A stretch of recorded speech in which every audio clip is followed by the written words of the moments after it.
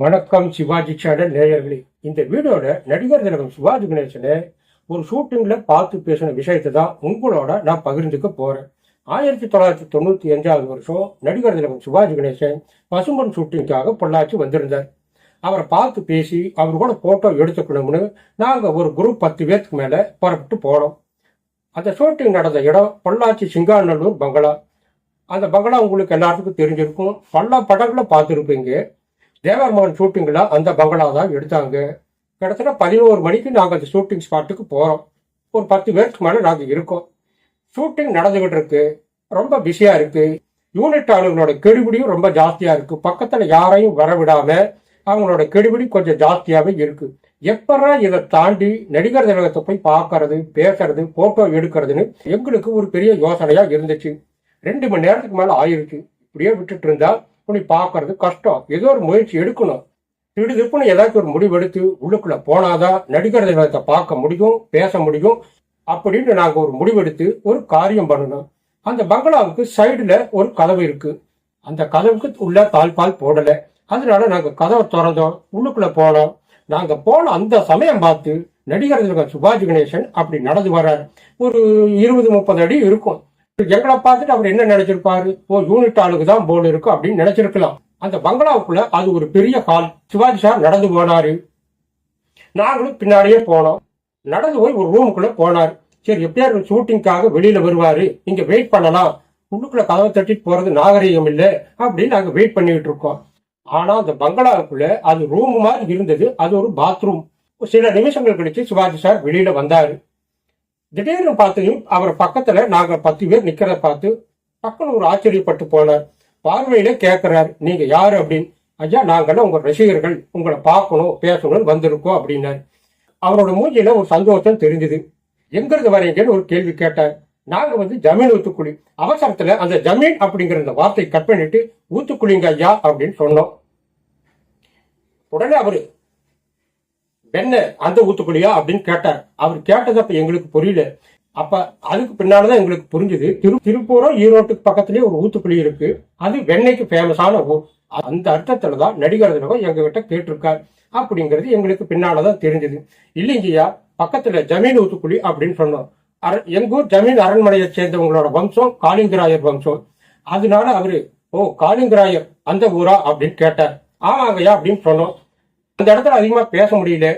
இப்ப கொஞ்ச நேரத்துல பாரதி ஷூட்டிங்க்கு கூப்பிட்டுடுவான், நான் போயிடுவேன். அதனால நீங்க பொள்ளாச்சி மகாலிங்கபுரம் வாங்க, அங்க அந்த ஏதோ கவுண்டர் பேரை சொல்லி அந்த கவுண்டர் வீடு தெரியுமில்ல, அங்க வாங்க, 5 மணிக்கு வந்துருங்க, அங்க பார்க்கலாம் பேசலாம் அப்படின்னு சொன்னார். அப்படி சொல்லிட்டு அவர் நடந்து போயிட்டார். கொஞ்ச நேரத்துல ஷூட்டிங் ஆரம்பமாச்சு. அப்ப நடந்த ஷூட்டிங் என்னன்னா, நடிகர் திலகம் நடந்து வர்றாரு மெதுவா. வாசல்ல இருந்து சிவக்குமார் ஒவ்வொரு படியா மெதுவா ஒரு சோகத்தோட ஏறி நடந்து வருவார். ஒரு 40-50 அடிக்கு பின்னாடி இருந்து இந்த ஷூட்டிங்க பாக்குறோம். அவங்க சைலண்டா தான் பேசிக்கிறாங்க. என்ன பேசிக்கிறாங்கன்னு தெரியல. படம் பார்த்தப்பதான் தெரிஞ்சிச்சு. சிவகுமார் பக்கத்துல சிவாஜி சார் கிட்ட அந்த மருமகன் இறந்து போற செய்தியை சொல்றாரு. ஓங்கி அரையிற மாதிரி ஒரு காட்சியை எடுத்தாங்க. சிவாஜி சார் ஓங்கி அரையிறப்ப சிவகுமார் கொஞ்சம் தடுமாறிட்டார். அதனால அந்த காட்சி ரீடேக் வாங்கிடுச்சு. மறுபடியும் அந்த காட்சியை மறுபடியும் எடுத்தாங்க. இந்த ஷூட்டிங் முடிஞ்சு சின்ன சின்ன ஷாட்டுகளை எடுத்ததுனால நடிகர் திலகம் புறப்பட்டு போயிட்டார். அந்த ஷூட்டிங் நடந்துட்டு இருந்த நேரத்துல நடிகர் திலகம் பாதி நேரம் தான் நடிச்சுக்கிட்டு இருந்தார். அவரோட உடம்புக்கு எந்த சிரமமும் வரக்கூடாதுன்னு பாதி நாள் ஷூட்டிங் தான் நடந்துகிட்டு இருந்துச்சு. சரி, சாயந்தரம் 5 மணிக்கு நடிகர் திலகம் வர சொன்னாரு. இது ஒரு அருமையான வாய்ப்பு, இதை மிஸ் பண்ணக்கூடாது அப்படின்னு போட்டோகிராஃபரை நாங்க 5 மணிக்கெல்லாம் வர சொல்லி இருந்தோம். போட்டோகிராஃபர் வர்றதுக்காக நாங்க வெயிட் பண்ணிட்டு இருக்கோம். அந்த டயத்துல போட்டோகிராஃபருக்கு வேற ஒரு வேலை வந்துருச்சு. வருவார் பார்த்துட்டு இருந்தா அவரு கிட்டத்தட்ட 6:45 தான் வர்றாரு. என்னடா இவ்வளவு நேரம் ஆகி போயிருச்சுன்னு அவசரமா ஆட்டோ பிடிச்சு மகாலிங்கபுரம் சிவாஜி சார் போனா அந்த கவுண்டர் பங்களாவுக்கு போறோம். பங்களாவுக்கு போனதும் வெளியில வாட்ச்மேன் இருந்தார். அவர்கிட்ட விஷயத்தை சொன்னார், இந்த மாதிரி ஐயா ஷூட்டிங்ல பார்த்தோம், சாயந்தரம் பார்க்க சொன்னாரு அப்படின்னு. சரி இருங்க, ஐயாவை போய் கேட்டுட்டு வரேன்னு உள்ளுக்குள்ள போனாரு. போனவர் அப்பவே திரும்பி வந்தார். உங்களை வர சொன்னாரு அப்படின்னு சொன்னாரு. உள்ளுக்குள்ள போனோம். உள்ளுக்குள்ள போனதுமே அந்த சுகத்துல இருக்கிற அந்த கடிகாரத்தை தான் முதல்ல பாக்குறாரு. அப்ப டயம் 7 மணி. அவர் பார்த்த பார்வையில என்ன தெரிஞ்சது அப்படின்னா, உங்களை நான் 5 மணிக்கே வர சொன்னேன்னு இந்த டயத்துக்கு வந்திருக்கீங்களே அப்படின்னு கேட்கற மாதிரி இருந்துச்சு. எங்களால் அதுக்கு பதில் பேச முடியும். அவரோட இருந்தாலும் அதுக்கு பின்னாலும் அந்த கேள்வி கேட்டார். 5 மணிக்கே வர சொன்னேன்னு, இப்ப டைம் 7 மணி ஆச்சு. நான் இன்னும் அரை மணி நேரத்துல சாப்பிட்டுட்டு அதை படுக்க போயிடுவேன். இது என்னோட தூக்க நேரம். சரி, இருந்தாலும் வந்ததுக்கு வேண்டி ஒரு 10 நிமிஷம் 15 நிமிஷம் பேசுவார் நாங்க நினைச்சோம். பேசிட்டு இருக்கிறோம். பல விஷயங்களை கேட்கிறாரு. யாரு என்னன்னு விசாரிச்சாரு. நாங்க கொண்டு போன ஒரு போட்டோ ஆல்பத்தை நடிகர் திலகம் சிவாஜி கிட்ட காமிக்கிறோம். அவர் ஒவ்வொரு பேஜா புரட்டி பாக்குறார் நிதானமா. அதுல ஒரு போட்டோ வரப்ப காமராஜர் இவரும் இருக்கிற அது போட்டோ. அதை பாக்குறாரு. டக்குன்னு எங்களை பாக்குறாரு ஒரு ஆச்சரியமா. மறுபடியும் அடுத்த போட்டோவை பாக்குறாரு. அது அவங்க அம்மாவோட, ராஜாமணி அம்மாவோட போட்டோ. அதை பார்த்துட்டு நெத்தி புருவம் ஏறாத எங்களால பார்க்க முடிஞ்சுது. ஆல்பத்தை நிறுத்திதானமா பார்த்தாரு அவசரம் இல்லாம. அது எங்களுக்கு ரொம்ப சந்தோஷமா இருந்துச்சு. ஆல்பத்தை பார்த்து முடிச்சதும் அந்த ஆல்பத்துல அவரோட கையெழுத்து போட சொல்லி நாங்க கேட்டோம்.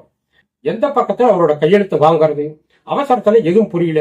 அந்த ஆல்பத்துல ஒரு பக்கத்துல அவங்க அம்மாவோட போட்டோ இருந்துச்சுல்ல, அந்த போட்டோல அவரோட கையெழுத்து வாங்கணும். சிவாஜி கணேசன் கையெழுத்து போட்டு அந்த டேட் போட்டு கொடுத்தார். அதுக்கு பின்னால அவர்கிட்ட நாங்க போட்டோ எடுக்கிற ஆசையை பத்தி சொன்னோம். இது பாரதி படம். இந்த படம் கெட்டப்பு வெளியில வரக்கூடாதுன்னு அவன் உறுதியா இருக்கிறான். நீங்க போட்டோ எடுத்துருவீங்க, அது லேபுக்கு போய் ஸ்டுடியோக்காரன் என்ன பண்ணுவான், அதை தனியா கட் பண்ணி வெளியில போட்டோ பப்ளிஷ் பண்ணிட்டானா அது எனக்கு ஒரு கெட்ட வேறு. அதனால நீங்க என்ன பண்றீங்க, இந்த பட ஷூட்டிங் கொஞ்ச நாள் தான், சீக்கிரம் முடிஞ்சிடும். அப்புறம் நான் சென்னை போயிடுவேன். அந்த டயத்துக்கு நான் ஃப்ரீயா தான் இருப்பேன். சென்னை வாங்க, தாராளமா போட்டோ எடுத்துக்கலாம் அப்படின்னு சொல்லி அனுப்பி வச்சார். போட்டோ எடுக்க முடியாம போனது ஒரு விதத்துல கவலையா இருந்தாலும் 10 நிமிஷம் தான் பேசுவார் நினைச்சு கிட்டத்தட்ட 1 மணி நேரத்துக்கு மேல அவர் உட்கார்ந்து எங்களோட பேசினது எங்களுக்கு ரொம்ப சந்தோஷமான விஷயம். அந்த அனுபவத்தை எங்களால மறக்க முடியாது. நடிகர் திலகம் சிவாஜி கணேசன் பற்றி இன்னும் பல விஷயங்களை இந்த வீடியோவில் நாம் பார்க்கலாம். சிவாஜி மன்ற கூட்டம் ஒன்று நடந்துகிட்டு இருக்கு. அப்ப நடிகர் திலகம் வர்றாரு. அந்த கூட்டத்துல ஸ்கூலுக்கு போற வயசுல ஒரு பையன் நின்றுகிட்டு இருந்தான். பார்த்தார் நடிகர் திலகம். இங்க வாப்பா அப்படின்னு அந்த பையனை கூப்பிட்டார். என்ன பண்ணிட்டு இருக்கீங்க அப்படின்னாரு.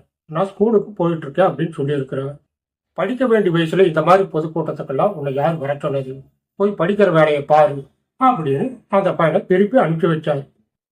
பார்வையாளர்களை உட்கார வச்சு அதுக்குள்ள ஒரு டிராவல் பண்ண வச்ச ஒரு தொழில்நுட்பம் தான் சினிமா. ஒரு ரயில் ஓடி வர மாதிரி ஒரு காட்சி தான் ஒரு ஆரம்ப காலத்துல ஒரு சினிமாவா எடுத்தாங்க. ரயில் வந்து நிக்கிற காட்சி பார்த்ததும் பார்த்துட்டு இருந்த ஜனங்க ட்ரெயின் நம்ம மேல மோதியுமோ அப்படின்னு பயந்து ஓடும்படியான ஒரு அச்சத்தை கொடுத்தது. அந்த பயம் கொஞ்சம் கொஞ்சமா குறைஞ்சு சினிமாவை பார்க்க ஆரம்பிச்சாங்க மக்கள். தமிழ் சினிமாவை பொறுத்தளவுக்கு ஆரம்பத்துல மௌன படம், வசனங்கள் இல்லாத படங்களா தயாரிச்சுட்டு இருந்தாங்க. ஆரம்ப காலத்தில் இந்த மாதிரி தயாரிக்கப்பட்ட படங்களும் வருஷ கணக்கில் ஓடிட்டு இருக்கு. மக்களுக்கு அது ஒரு நல்ல ஒரு பொழுதுபோக்கு கொடுத்த ஒரு சிறப்பான தொழில்நுட்பமா சினிமாவை பார்த்துட்டு வந்த காலகட்டம். இந்த மாதிரி ஒரு காலகட்டத்துல 52வது வருஷம் நடிகர் திலகம் நடிக்க வந்தார். சினிமாவுக்குன்னு ஒரு முகம் இருக்கு. அதிகப்படியான பாடல்கள், மௌன படங்கள் இந்த மாதிரி போயிட்டு இருந்துச்சு.